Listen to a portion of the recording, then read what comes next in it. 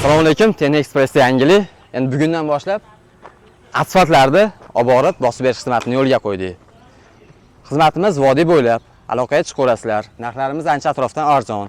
O'zimiz texnikalar bor, olib borib katta maydonlarga bosib berish texnikalarimiz ham bor.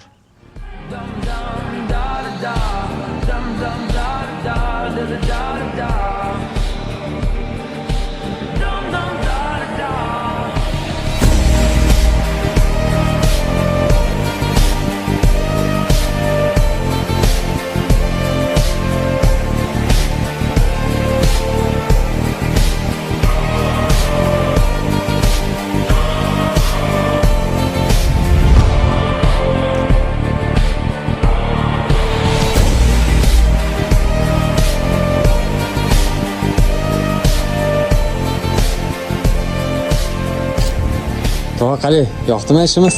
Yaxshi, rahmat.